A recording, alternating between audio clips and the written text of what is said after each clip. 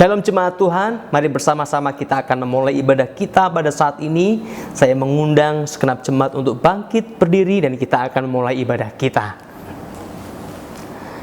Pertolongan kita ialah dalam nama Tuhan yang menciptakan langit dan bumi.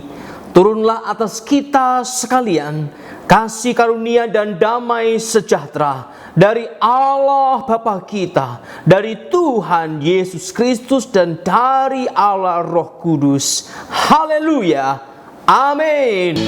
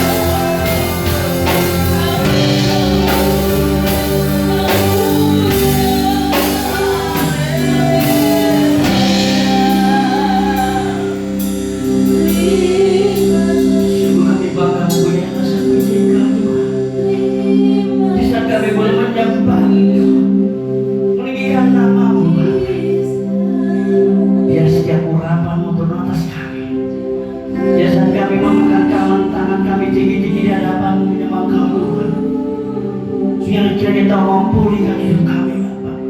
Dan kami percaya Engkau ada segala bagi kami. Engkau adalah Raja yang segala raja yang lain. Karena kasih dan kuasa Kau curahkan bagi kami, Tuhan Yesus. Sungguh besar, sungguh kami bangga mempunyai seperti Engkau, Jesus. Engkau Raja kami. Karena Kau segalanya bagi kami, Bapa.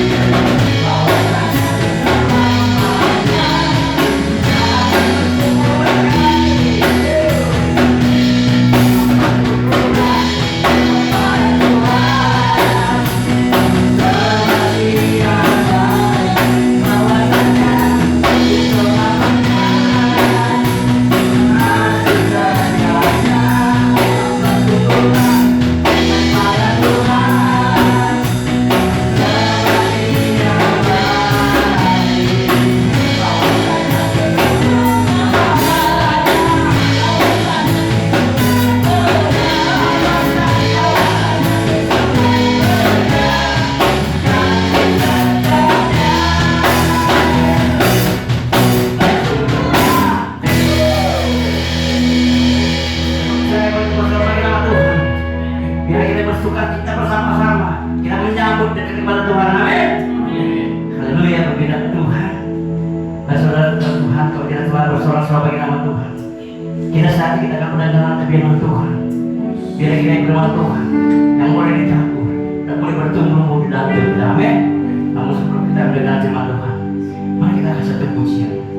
Kita serahkan hidup kita ke dalam tangan Tuhan. Bawa dalam tangan Tuhan. Kita percaya masuk dalam hati Tuhan. Oh, haleluya Yesus. Di dalam hidup kami Tuhan,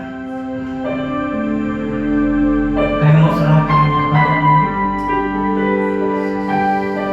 Inilah hati kami Tuhan.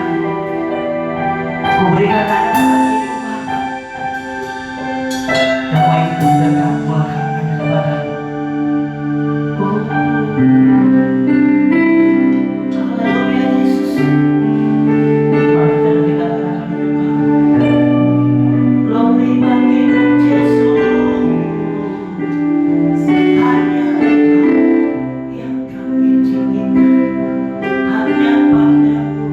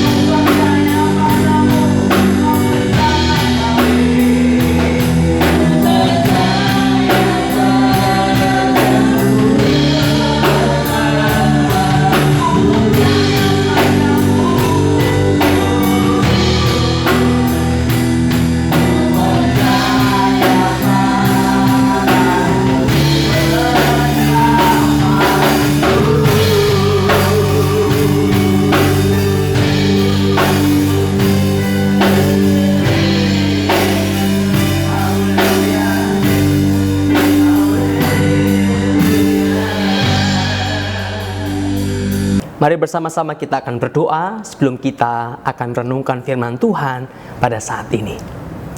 Tuhan, terima kasih untuk anugerah-Mu kami dapat memuji, menyembah Engkau. Dan saat ini Tuhan, kami akan mendengarkan sebagian dari firman-Mu.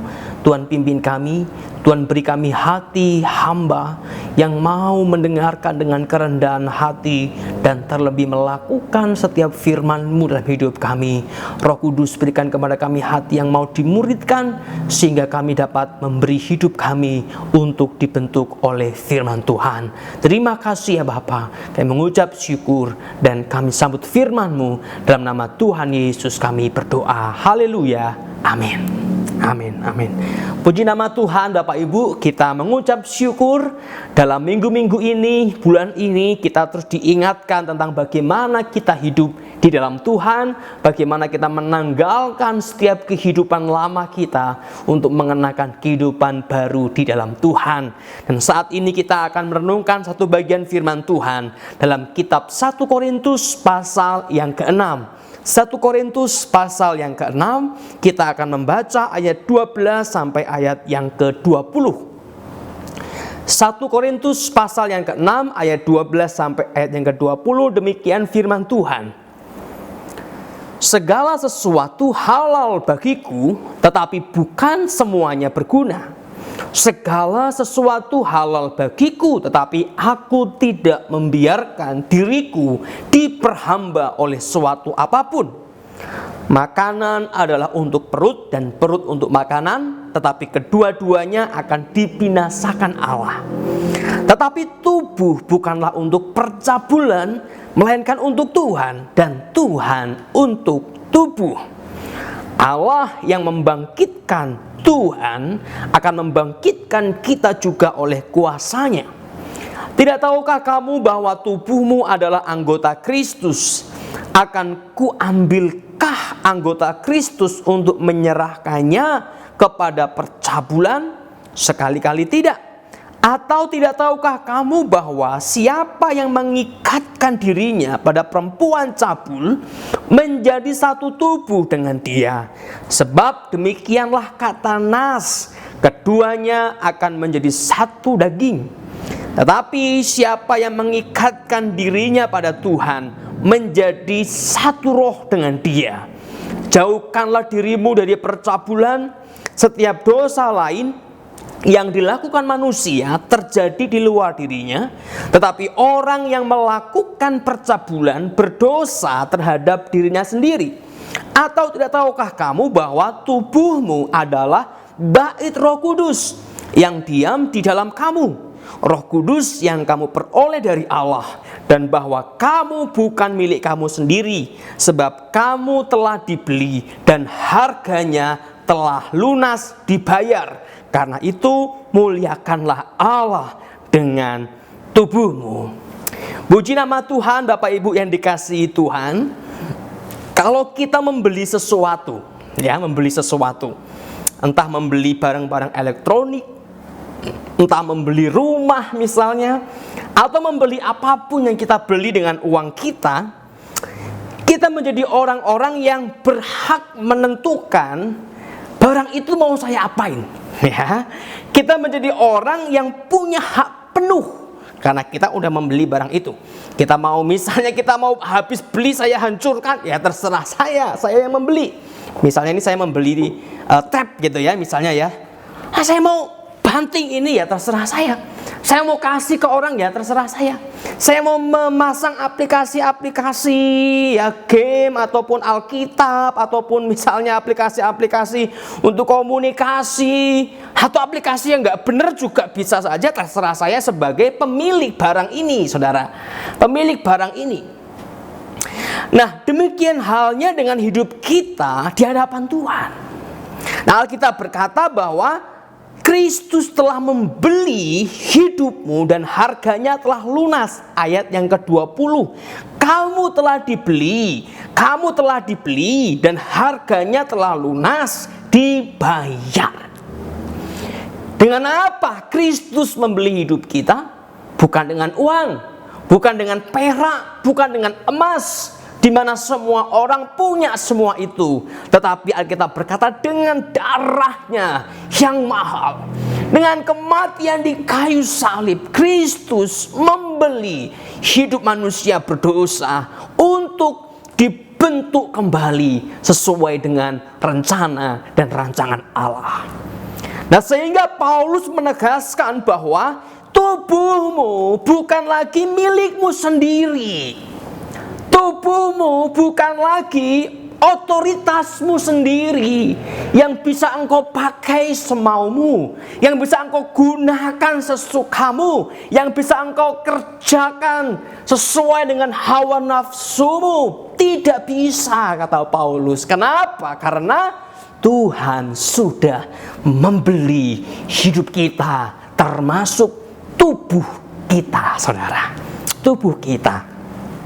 Nah, Bapak Ibu yang dikasihi Tuhan, kenapa Paulus menegaskan hal ini?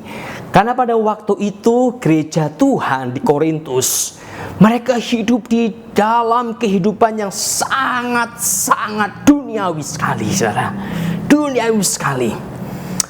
Dalam hal ini, mereka hidup di dalam kehidupan seksual yang betul-betul kacau. Kalau saya boleh bilang seperti binatang. Bapak Ibu kalau perhatikan binatang melakukan hubungan seksual itu tidak akan mikir, ya. Ini ada di pinggir jalan, ya. Ini ada di pasar, ini ada di tengah jalan. Nggak mikir, saudara, ya. Memang di perkotaan tidak banyak hewan, ya. Tapi kalau di kampung-kampung saya perhatikan misalnya ayam gitu, ya. Wah, kita lagi ngobrol-ngobrol, mereka mau berhubungan intim langsung sikat, saudara, sikat. Kenapa? Karena mereka tidak punya aturan atau norma yang dipegang. Nah, pada waktu itu jemaat di Korintus, mereka terbawa arus, saudara. Rupanya kota Korintus itu adalah kota yang sangat ramai, Dan salah satu ikon dari kota Korintus adalah kuil Dewi Afrodite. Ikon kota Korintus salah satunya adalah kuil Afrodite. Ibaratnya kalau Jakarta kita punya ikon Monas misalnya. Orang datang cari Monas. Tapi orang Jakarta sendiri jarang ya ke sana. Saya ketemu saya orang Jakarta selama berpuluh-puluh tahun baru kali ini ke Monas katanya. Tapi kalau orang luar daerah datang mereka langsung mikir, wah mau ke Monas. Nah, pada waktu itu rupanya orang Korintus nggak seperti orang Jakarta. Mereka setiap saat berkumpul di kuil Afrodite. Ngapain? Pesta seks. Pesta seks. Nah, rupanya Afrodite itu adalah dewi yang melambangkan tentang seksualitas seorang perempuan. Jadi Afrodite ini perempuan, saudara. Kalau Bapak Ibu mungkin pernah berkunjung ke daerah-daerah bekas penginjilan Rasul Paulus, ya. Nanti ada satu patung di mana ada seorang patung perempuan setengah telanjang. Nah, itu Dewi Afrodite. Nah, di sana orang-orang melakukan hubungan seksual, saudara. Bukan di bilik-bilik, bukan di kamar-kamar, di apartemen, tidak. Tapi di ruang terbuka. Bahkan di hadapan si patung Dewi Afrodite ini mereka melakukan hubungan seksual sebagai tanda pemujaan. Bahkan dengan para pemimpin-pemimpin agama waktu itu, yang mereka, para perempuan, menyediakan tubuhnya untuk melakukan hubungan seksual. Di mana? Ya di altar penyembahan Afrodite ini, saudara. Nah, sehingga seks menjadi sesuatu yang begitu biasa dikerjakan dan orang mulai berhubungan seksual dengan siapa saja, nggak cuma dengan suami atau istrinya, dengan tetangganya, dengan siapa yang ditemui di pesta-pesta seksualitas waktu itu, di dewi-dewi Afrodite yang saat itu dibangun kuil-kuilnya. Mereka semua melakukan hubungan seksual. Dan di tengah-tengah situasi itulah Paulus berkata, tubuhmu bukan lagi semata-mata milikmu. Tubuhmu bukan milikmu sendiri. Kenapa? Karena kamu telah dibeli dengan harga yang lunas, yaitu darah Kristus yang tercurah untuk keselamatan hidupmu. Dan Paulus kemudian menegaskan, Bapak Ibu yang dikasihi Tuhan, bahwa tubuh itu bukan untuk perzinahan. Tubuh bukan untuk percabulan. Tetapi tubuh itu adalah untuk kemuliaan Tuhan. Karena Alkitab berkata, kita perhatikan ayat yang ke-13 bagian B ya. Tetapi tubuh bukanlah untuk percabulan, melainkan untuk Tuhan, dan Tuhan untuk tubuh. Jadi Rasul Paulus mengatakan kepada mereka, tubuhmu bukan untuk memuaskan nafsu cabulmu dengan semua hal yang dikerjakan oleh orang-orang di sekitarmu, tapi tubuhmu adalah untuk Tuhan. Dan sekalian tadi saya sampaikan di awal bahwa ketika seseorang membeli barang tertentu, maka dia berhak mengatur barang yang ia beli. Nah, jika kita mengaku bahwa Yesus telah menyelamatkan hidupku, Yesus telah mati untuk aku, Yesus telah memiliki segenap hidupku, maka kita juga harus siap untuk dibentuk seperti Sang Pembeli hidup yang telah mati untuk kita. Kalau kita percaya Yesus memiliki diri kita, kita menempatkan Dia sebagai Tuhan, sebagai Sang Tuhan, sebagai pemilik, maka kita harus siap untuk hidup memakai tubuh kita seperti apa yang Yesus mau dalam hidup kita. Dan itu bukan percabulan, dan itu bukan kehidupan dosa, dan itu bukan misalnya ngomongin orang semau kita, dan itu bukan misalnya mukulin orang semau kita, mukulin anak semau kita, mukulin istri atau suami semau kita. Bukan. Tapi yang Kristus mau, tubuh kita dipakai untuk memuliakan Allah. Mari bersama-sama kita lihat ayat yang ke-20 lagi, saudara. Ayat yang ke-20. Sebab kamu telah dibeli dan harganya telah lunas dibayar. Karena itu apa, saudara? Muliakanlah Allah dengan tubuhmu. Muliakanlah Allah dengan tubuhmu.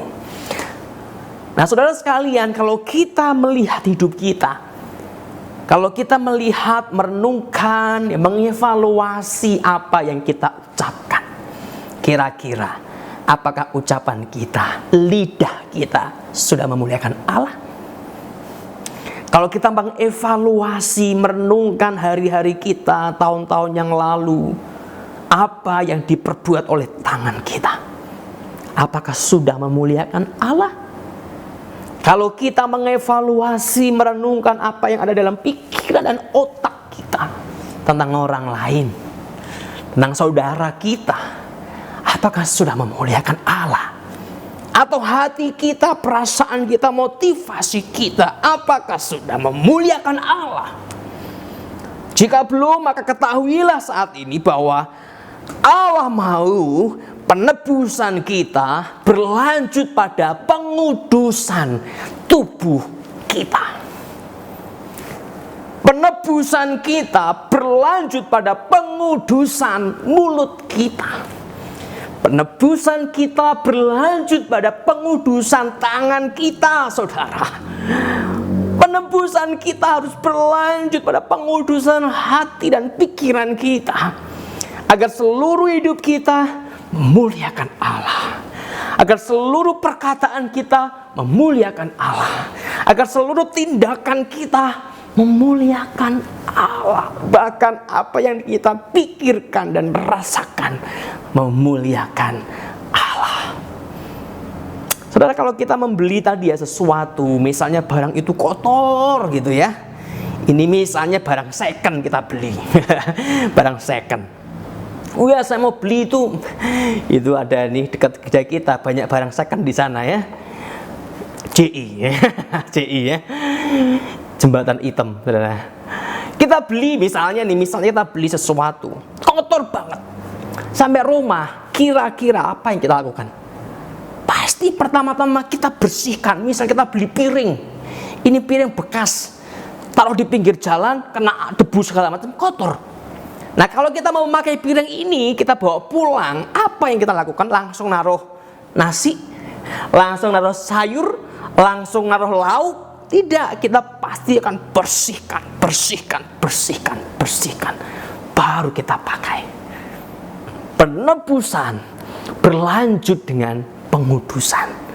Setelah pengudusan, maka Tuhan memakai kita, saudara. Nah, tubuh kita bukan untuk percabulan, tubuh kita bukan untuk pembalasan dendam, tubuh kita bukan untuk menyimpan akar pahit, tubuh kita bukan untuk memukuli orang, tubuh kita bukan untuk ngomongin orang, tapi tubuh kita adalah untuk memuliakan Tuhan, saudara. Memuliakan Tuhan. Hal yang kedua, Bapak Ibu yang dikasihi Tuhan dan saudara sekalian, Alkitab berkata bahwa tubuh kita selain harus memuliakan Tuhan, tubuh kita adalah bait Roh Kudus. Ayat 19 kita baca. Atau tidak tahukah kamu bahwa tubuhmu adalah bait Roh Kudus yang diam di dalam kamu, Roh Kudus yang kamu peroleh dari Allah, dan bahwa kamu bukan milik kamu sendiri. Nah, rupanya Tuhan tidak ingin atau tidak hanya ingin kita untuk pergi ke gereja. Ya, meskipun sekarang juga kita nggak bisa ke gereja, saudara. Tuhan tidak hanya ingin kita misalnya dengan tubuh kita beribadah kepada Tuhan. Tidak hanya. Artinya Tuhan menghendaki, tapi tidak hanya itu, saudara. Tuhan tidak hanya ingin kita memenuhi gedung gereja, tetapi Tuhan berkata bahwa kamu adalah bait Roh Kudus. Tubuhmu itu adalah bait Roh Kudus. Tubuhmu adalah rumah Allah itu sendiri. Tubuhmu adalah gereja itu sendiri. Nah, di sini firman Tuhan menegaskan bahwa di dalam tubuh kitalah Roh Kudus Allah bertahta. Di dalam tubuh kitalah seharusnya Allah kita tempatkan sebagai Tuhan dalam kehidupan kita, saudara. Berdiam di sana. Tubuh kita sudah milik Tuhan. Ibaratnya kali ini kita sebagai rumah, misalnya sebuah bangunan rumah, lalu ada seorang mau beli rumah itu, dia keluarkan uangnya yang sangat besar, dia pakai bahkan seluruh hidupnya, lalu dia punya rumah itu dan dia ingin tinggal di sana, dan dia atur semua rumah ini sesuai dengan keinginan dia. Bapak Ibu yang dikasihi Tuhan, bagaimana agar kita menjadi bait Roh Kudus, bait Allah? Bagaimana agar kita menjadi tempat di mana Allah bertahta? Kita perhatikan ayat yang ke-17, saudara. Siapa yang mengikatkan dirinya pada Tuhan menjadi satu roh dengan Dia. Bapak Ibu, kalau kita punya rumah ya, kalau kita punya rumah, dan Bapak Ibu barangkali memang punya rumah, saudara, ya, ataupun enggak rumah yang kita miliki betul-betul hak milik kita kos, kita kontrak, itu pasti ada yang namanya ikatan, ya, ikatan. Kita pergi entah kemana, ya misalnya kita disuruh, wah kamu rekreasi ya, ke Eropa misalnya. Kita mungkin hari pertama, hari kedua, 1 minggu, 2 minggu seneng.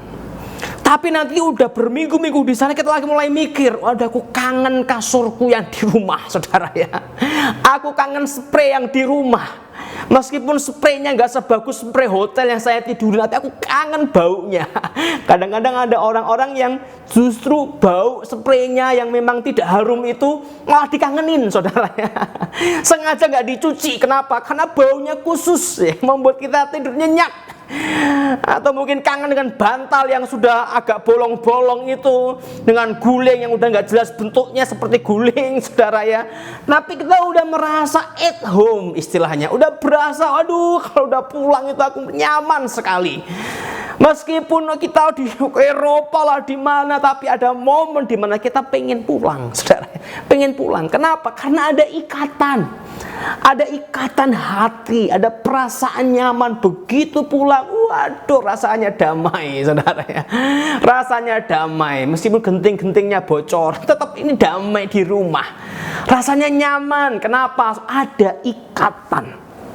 Ada ikatan antara kita dan keberadaan rumah kita dengan semua aspeknya, entah gedungnya, entah baunya, entah pohon-pohon di depan rumah, entah binatang piaraan kita, semua bagian ini ada dalam ikatan dengan jiwa kita.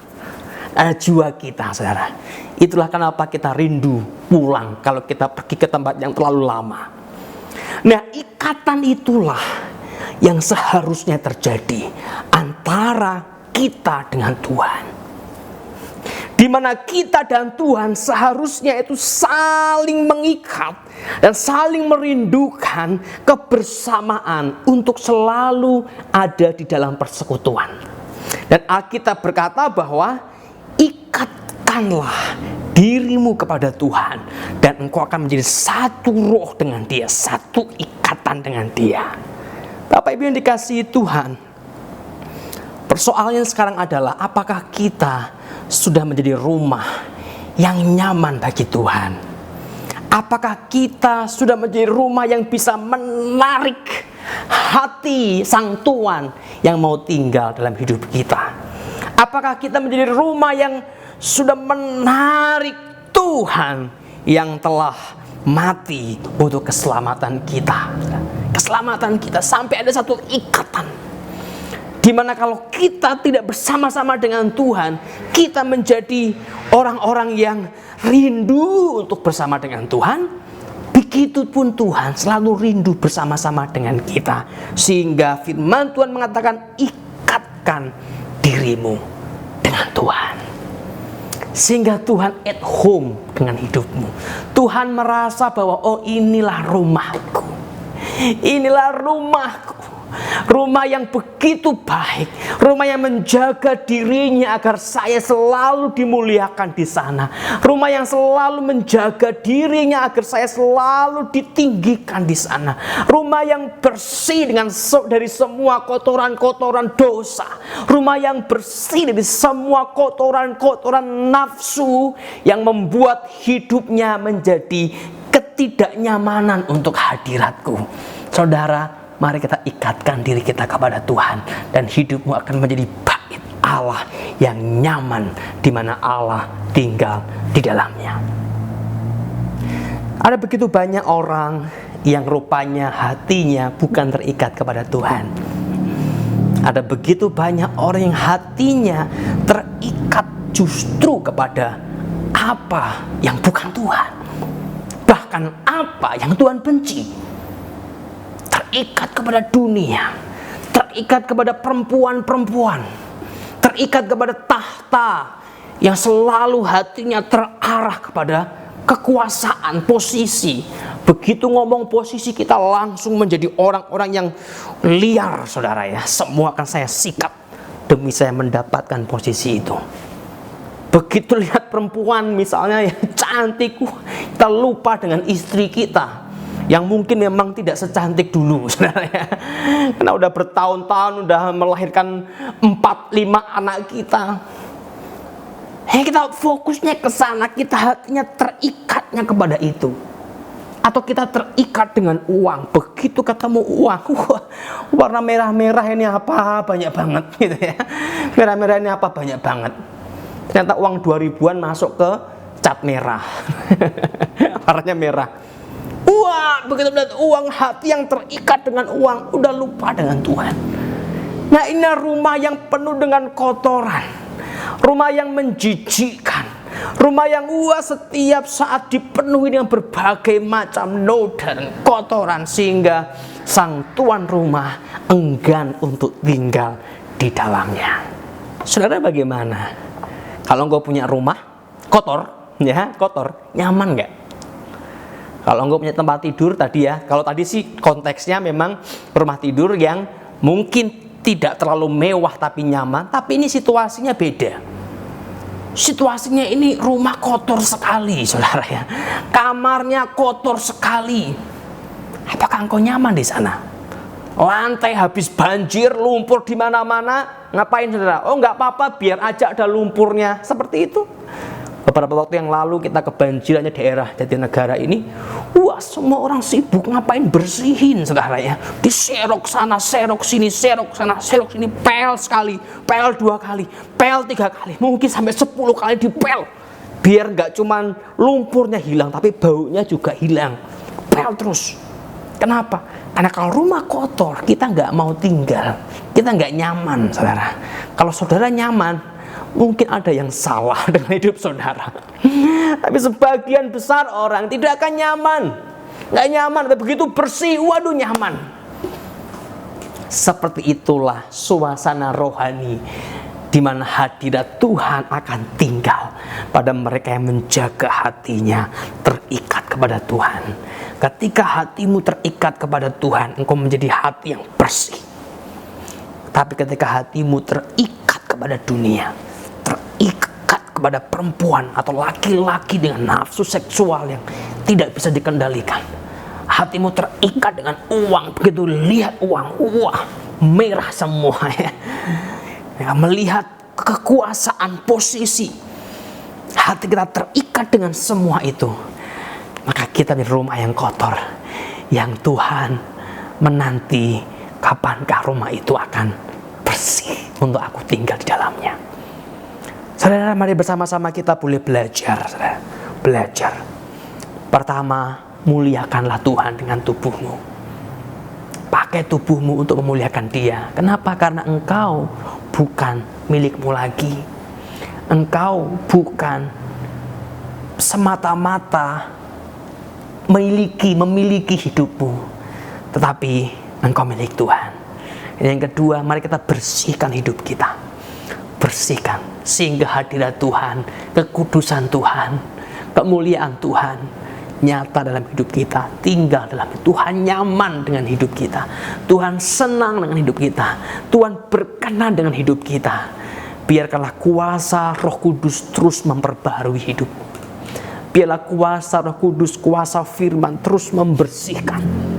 Mungkin engkau yang sudah mengalami banjir dan banyak lumpur dalam hatimu, dengan berbagai macam dosa nafsu seksual, dengan kebencian akar pahit yang mungkin mengotori ruang tamu hatimu, ruang-ruang dalam hatimu kotor semua oleh kebencian, oleh kemarahan, oleh dendam, oleh akar pahit, oleh seks.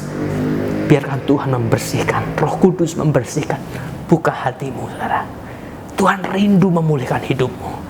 Tuhan rindu memulihkan hidupmu. Dan ketika Tuhan tinggal di sanalah, hidupmu akan mengalami sukacita yang besar di dalam Dia. Puji nama Tuhan. Bapak Ibu yang dikasihi Tuhan, mari kita belajar muliakan Tuhan dengan tubuh kita, dan biarkan Roh Kudus membersihkan pikiran dan hati kita agar tubuh kita menjadi bait Allah yang berkenan di hadapan Tuhan. Amin. Mari bersama-sama kita berdoa. Tuhan, terima kasih untuk firman-Mu pada saat ini. Engkau mengenal hidup kami. Engkau tahu apa yang ada di dalam pikiran kami. Engkau tahu apa yang ada di dalam hati kami. Engkau tahu apa yang ada di dalam segenap bagian-bagian tubuh dan hati, perasaan, pikiran kami. Dan saat ini ya Tuhan, ampuni kami jika selama ini kami memakai anggota tubuh kami bukan untuk memuliakan Tuhan, bukan untuk memuji Tuhan, tapi untuk kesenangan diri kami, bahkan untuk apa yang Tuhan benci. Tuhan, ampuni kami. Atau hidup kami yang telah dikotori oleh berbagai macam dosa, berbagai macam keterikatan dosa. Tuhan, bersihkanlah hati kami.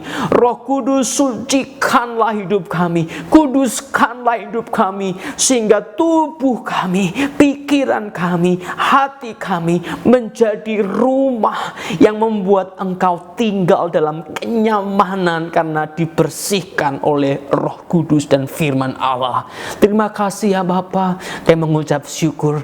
Terus bentuk kami Tuhan, terus bentuk kami, terus bersihkan kami, terus murnikan kami, sampai kami bersama-sama dengan Engkau di dalam kekekalan.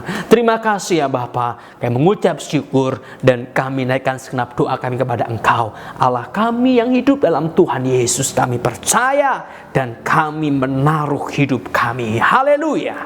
Amin. Puji bagi nama Tuhan, saudaraku. Kalau kita telah mendengar firman Tuhan, kita percaya firman Tuhan boleh menjadi rema dan menjadi kekuatan dalam hidup kita. Amin. Ini tiba saatnya kita akan memberikan persembahan terbaik buat Tuhan. Siapkan siapa benar kita, biarlah kita yang memberi dengan suka kita. Amin. Mari kita berdoa. Segala puji syukur hormat kemuliaan bagi Tuhan. Terima kasih Bapa untuk setiap kasih anugerah-Mu yang melimpah dalam hidup kami. Kalau kami telah bersorak-sorai memuji Tuhan, bahkan mendengarkan firman-Mu, tiba saatnya Tuhan, kami akan memberikan persembahan. Biar kiranya Tuhan, Kau sucikan, Kau kuduskan tangan-tangan yang memberi. Biar kiranya Tuhan memberikan kami untuk memperlebar kerajaan-Mu Bapa. Terima kasih Tuhan Yesus, terima kasih Bapa yang baik. Kami siap untuk memberi dengan rasa syukur kami hanya di dalam nama Tuhan Yesus. Kami sudah mengucap syukur dari segala doa kami. Semua yang ingin memberi sama-sama katakan amin.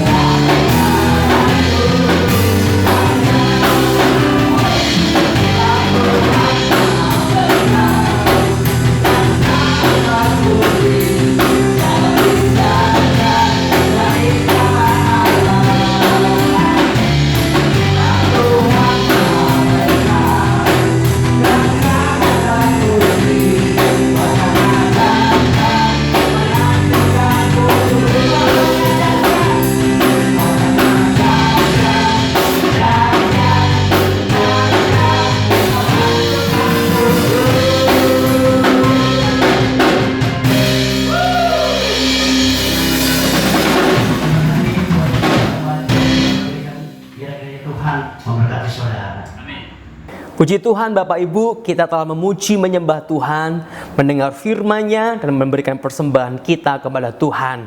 Jangan lupa hari ini jam 1 siang, hari Minggu jam 1 siang ada acara Kisah Anugerah berhadiah untuk anak-anak sekolah minggu. Maka jangan lupa anak-anaknya, ponakannya, cucunya disuruh untuk menyaksikan kisah anugerah yang pasti akan menuntun mereka semakin mengerti firman Tuhan dan memuji nama Tuhan.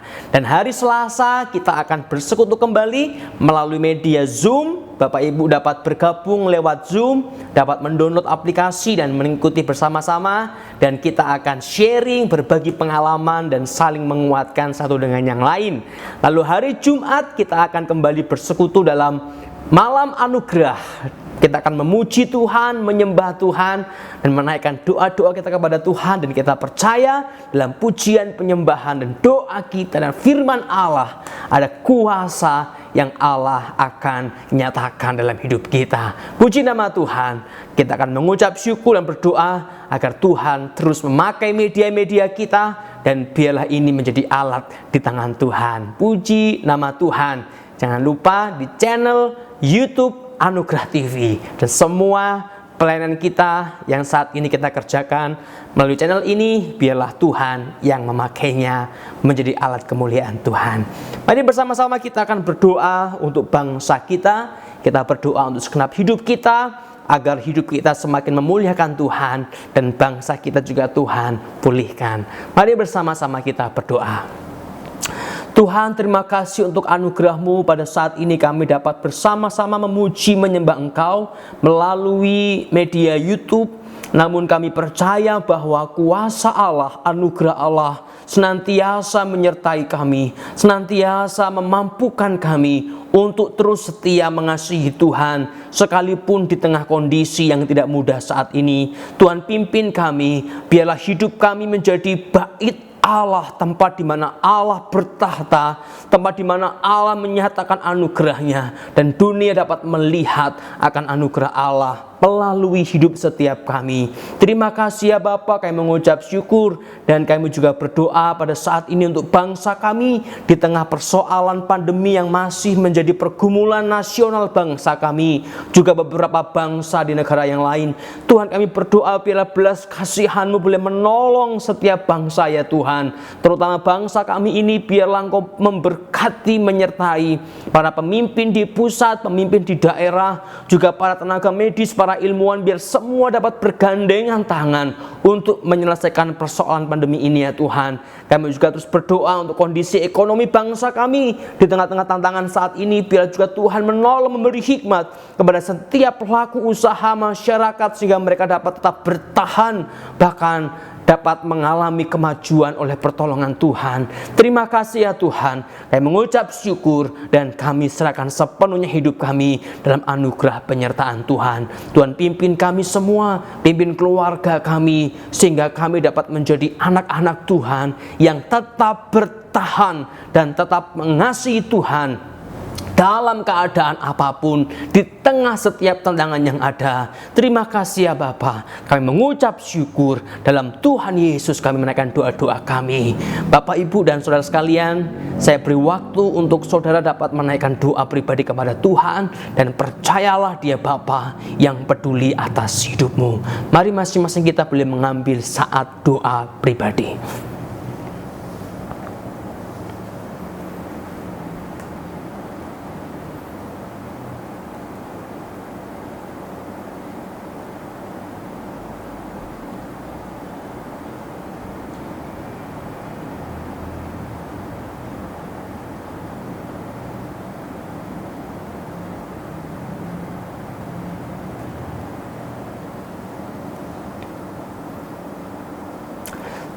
Tuhan, kami menyerahkan segenap hidup kami, doa kami kepada Engkau, karena kami tahu dan kami percaya bahwa Engkaulah Allah yang berkuasa, dan Engkau Allah yang peduli dalam hidup kami.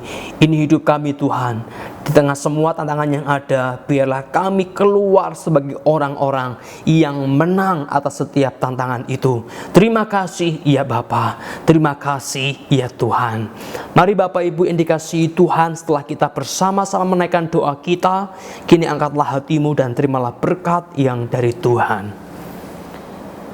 Kasih karunia dan damai sejahtera dari Allah Bapa kita, kasih sayang dan kuasa kemenangan di dalam Tuhan Yesus Kristus, pertolongan, penghiburan, dan hikmat sukacita dari Allah Roh Kudus menyertai engkau, menyertai keluargamu dari dahulu, saat ini, sampai selama-lamanya. Haleluya. Amin.